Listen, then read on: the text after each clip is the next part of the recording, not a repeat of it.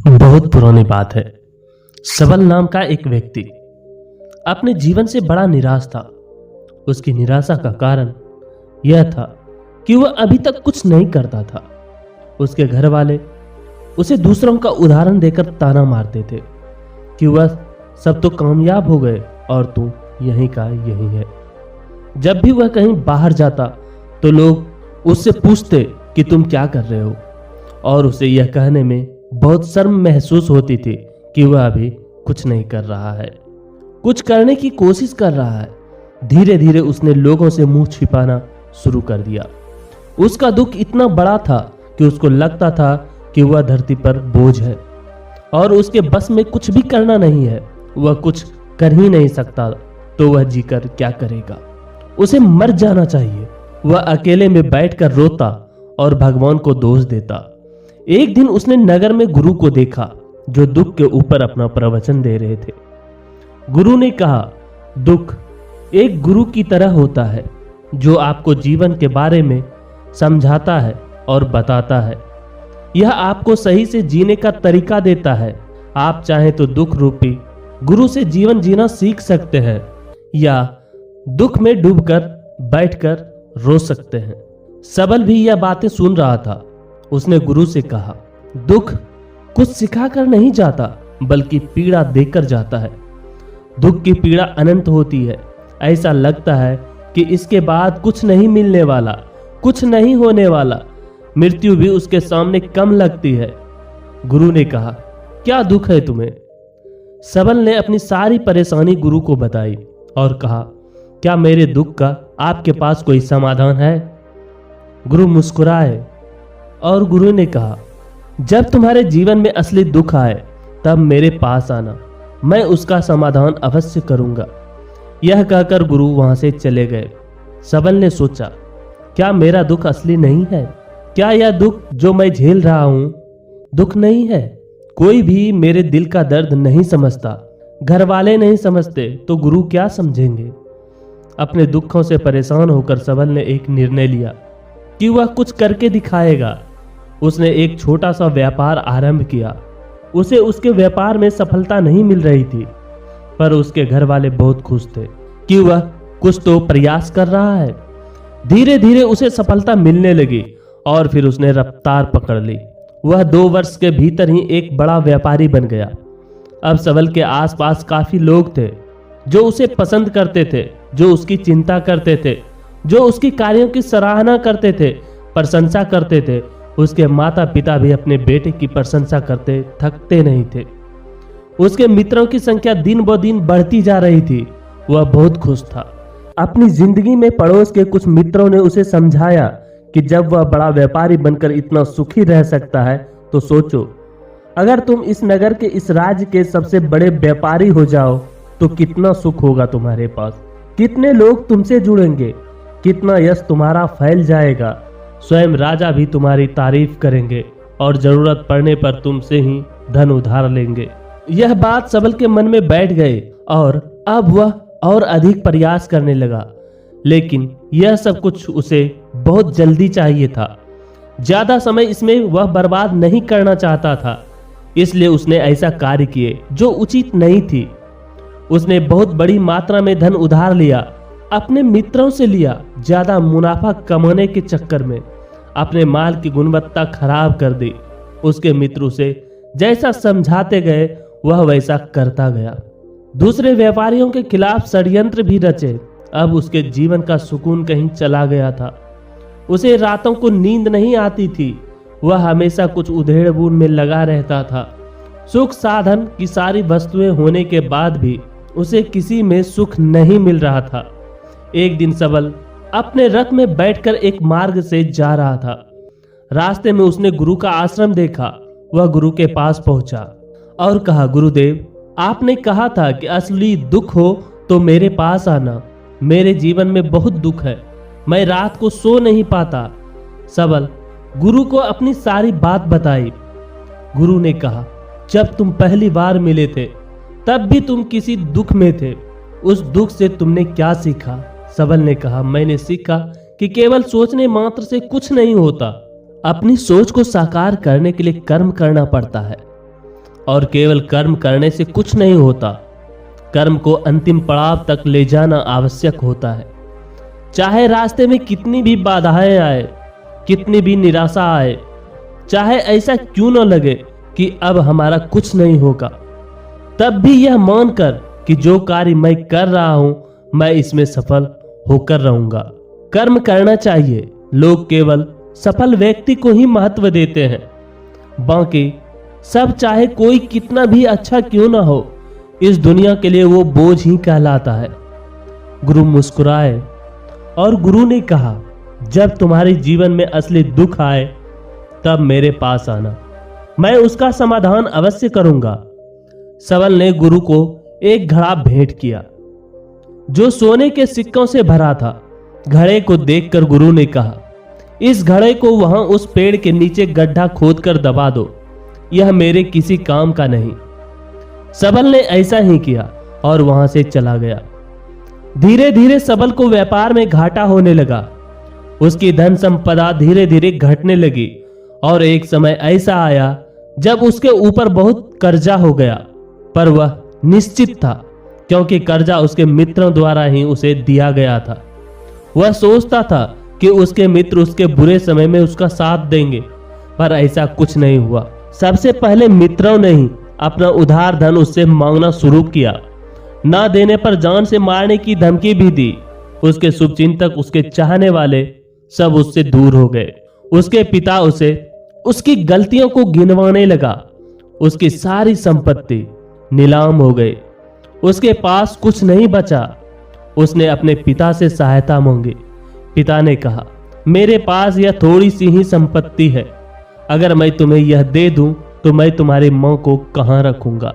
हमारा आखिरी सहारा यही संपत्ति है। उसके जीवन में बहुत गहरा दुख था। उसके आसपास कोई भी ऐसा नहीं था जो उसे संभाल सके। लोगों से मिले इस धोखे की वजह से वह टूट गया था। लगता था कि जीने का कोई मतलब नहीं है, मृत्यु ही एकमात्र सहारा है। वह मरने के लिए एक नदी के तरफ जा रहा था। तभी रास्ते में उसे याद आया कि गुरु ने कहा था कि जब उसके जीवन में असली दुख आए तो वह उनके पास आए और वह उसके दुख का समाधान करेंगे। सबल गुरु के पास गया और उसने गुरु को सारी बात बताई और कहा कि मेरे दुख का समाधान कीजिए। गुरुदेव ने कहा, जब तुम्हारे जीवन में असली दुख आए तब मेरे पास आना, मैं उसका समाधान अवश्य करूंगा। सबल ने कहा, असली दुख क्या होता है गुरुदेव? क्या अब जो मेरे जीवन में घट रहा है वह दुख नहीं है?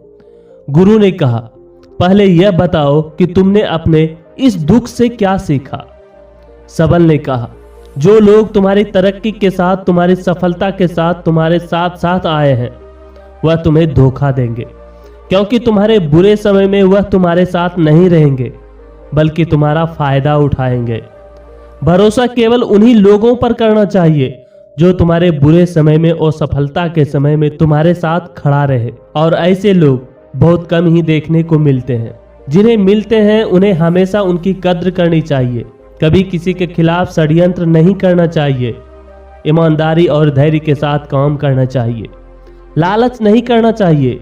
गुरु ने पेड़ के नीचे गड्ढा खोदकर घड़ा निकाला जिसमें सोने के सिक्के भरे थे और वह घड़ा सबल को दे दिया और कहा, जब असली दुख हो तभी आना। सबल ने गुरु को प्रणाम किया, धन्यवाद दिया और वह घड़ा लेकर चला गया। उस धन से उसने दोबारा व्यापार शुरू किया और अब वह छोटा सा व्यापारी बनकर भी खुश था और ईमानदारी से काम करते करते वह एक बड़ा व्यापारी भी बन गया था। हालांकि इसमें उसे अब कुछ समय लगा, लेकिन अब वह खुश था। उसका जीवन खुशियों से भरा था। लेकिन आप कितने ही अच्छे हैं, कितना ही अच्छा काम करते हो, दान करते हो, पुण्य करते हो, लोगों की मदद करते हो, जीवन में दुख सबके पास आता है। तो सबल के जीवन में भी दुख आया। उसके माता पिता की मृत्यु हो गई। वह दोनों एक ही दिन मृत्यु को प्राप्त हो गए। सबल अपने माता पिता से बहुत प्रेम करता था, इसलिए उसे बहुत गहरा आघात लगा। वह उन्हें शमशान ले गया। वहां पर उनकी अंतिम क्रिया की। सबल ने उन्हें चिता में जलते हुए देखा। उसका मन बेचैन हो गया। उसके मन में हजारों सवाल खड़े हो गए। वह घर वापस आया तो उसने अपने माता पिता की संपत्ति को देखा, जिसके लिए वह हमेशा लड़ते रहते थे। आज वह लावारिस पड़ी थी। उसकी देख रेख करने वाले, उसके लिए लड़ने वाले चले गए थे। उसके पिताजी ने जो इकट्ठा किया था सब यहीं रखा था। एक दिन पहले तक भी वह अपनी संपत्ति के लिए किसी से भी लड़ने के लिए तैयार थे, पर आज नहीं। उसका मन बहुत बेचैन हो रहा था। लग रहा था जैसे कुछ खाली है, कुछ अकेलापन है, कुछ डर है, कुछ है जो समझ नहीं आ रहा है। इसलिए वह गुरु के पास पहुंचा। गुरु ने सबल को देखते ही कहा, क्या कोई दुख है? सबल ने कहा, जीवन में वैसे तो कोई दुख नहीं है गुरुदेव, सब ठीक है, सब सुख है, पर आज मेरे माता पिता की मृत्यु हो गई और मेरा मन बहुत दुखी है। गुरु ने कहा, इसमें दुखी होने वाली क्या बात है? एक दिन सबके प्रियजनों को मर जाना है। जीवित तो यहाँ कोई ना रहा है और न कोई रहेगा।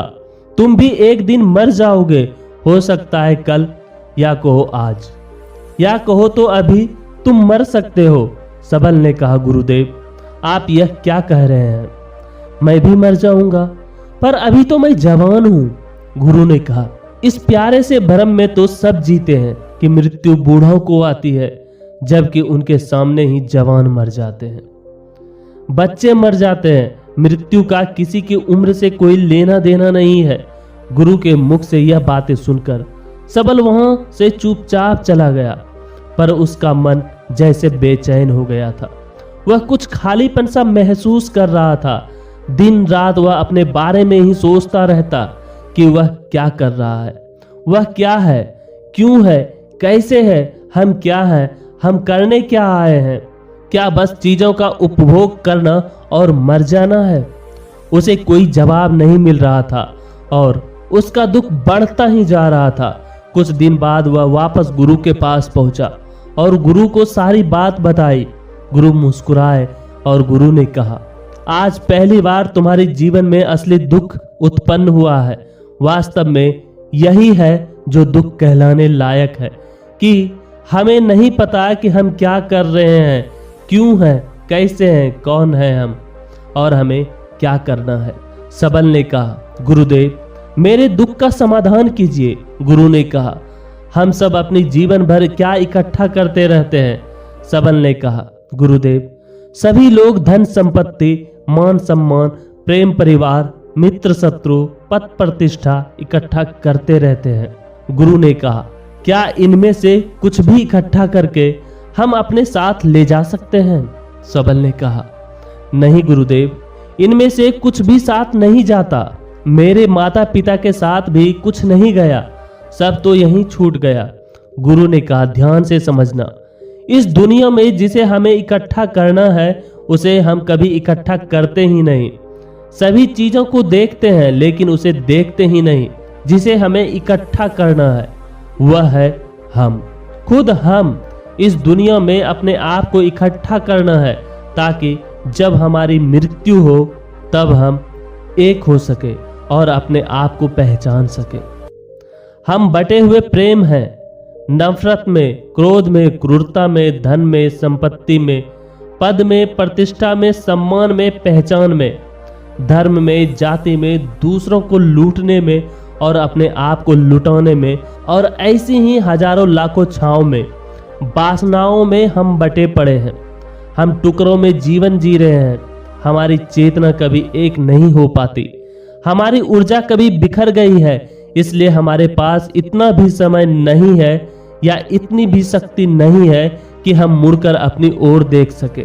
वास्तव में लोग जिंदगी भर जिन्हें दुख दुख कहकर चिल्लाते रहते हैं और उनका समाधान खोजते रहते हैं, उन्हें उनका समाधान कभी मिलेगा ही नहीं, क्योंकि जिन्हें वह दुख कहते हैं वह दुख है ही नहीं। इसलिए यहाँ किसी को कभी उनके दुख का समाधान नहीं मिलता। वह बस एक परिस्थिति से छूटकर दूसरी परिस्थिति में फंस जाते हैं। जैसे वह पहली समस्या में रो पड़ते थे वैसे ही वह दूसरी समस्या में रो पड़ते हैं। हमेशा ही एक ही समाधान नजर आता है, वह है मृत्यु। पर वह भी कोई समाधान नहीं है। इसलिए इन सब का अगर परम समाधान चाहिए तो अपने आप को इकट्ठा करो, अपनी ऊर्जा को इस संसार में वापस खींचो, उसे एकत्रित करो, अपने ऊपर ध्यान दो, अपने पर ध्यान लगाओ। मृत्यु से पहले अपने आप को पहचान लो, ऐसे ही बिखरे हुए मत चले जाना। सबल ने कहा, तो क्या गुरुदेव, हमें यह संसार छोड़ देना चाहिए, अपनी इच्छाओं को मार देना चाहिए, धन संपत्ति इकट्ठा नहीं करनी चाहिए, क्या हमें यहाँ किसी से प्रेम भी नहीं करनी चाहिए? गुरु ने कहा, तुमसे इच्छाएं, कामनाएं और वासना ऐसी ही निकलती है जैसे पहाड़ से कोई पत्थर गिर रहा हो, जिस पर पहाड़ का कोई नियंत्रण नहीं है सिवाय देखने के और परेशान होने के और कुछ खोने के। जब तुम एकत्रित हो जाते हो तब जो भी तुम करते हो सब नियंत्रण में रहता है, तब इच्छाएं भी तुम्हारी इच्छा से निकलती है। सबल ने कहा, गुरुदेव आपने मेरे सच्चे दुख का निवारण कर दिया है, आपका बहुत बहुत धन्यवाद। अब मैं अपने आप को एकत्रित करूंगा गुरुदेव। मानव शरीर में बहुत ऊर्जा है, बहुत शक्ति है, पर यह बेकार की चीजों में बटकर रह गई है, व्यर्थ की चीजों में लगी रहती है। यह ऐसे ही है जैसे एक शक्तिशाली मशीन किसी बच्चे के हाथ में दे दी गई हो। जैसे आपने कभी देखा होगा, बच्चे कभी कभी बाइक पर या कार में बैठकर उसे चलाने का नाटक करते हैं, क्योंकि उन्हें इतना ही पता है। ऐसे ही हम शरीर को चला रहे हैं, इसकी सही शक्ति का इस्तेमाल तो हम कभी कर ही नहीं पाते। खुद को एकत्रित करने का मतलब यह नहीं होता कि हम संसार छोड़ दें, सन्यासी हो जाएं, या झोला उठाकर कहीं चले जाएं, या अपने लिए या अपने बच्चों के लिए धन संपत्ति इकट्ठा न करें। जैसे जब बच्चे बड़े हो जाते हैं तब वह बाइक या कार को चलाकर लंबी दूरी की यात्रा आसानी से कर सकते हैं, नहीं तो बाइक या कार वहीं खड़ी रहेगी और हमें यह वहम रहेगा, भ्रम रहेगा कि हम कहीं जा रहे हैं, जैसा कि बच्चों को होता है, पर हम कहीं नहीं पहुंचते।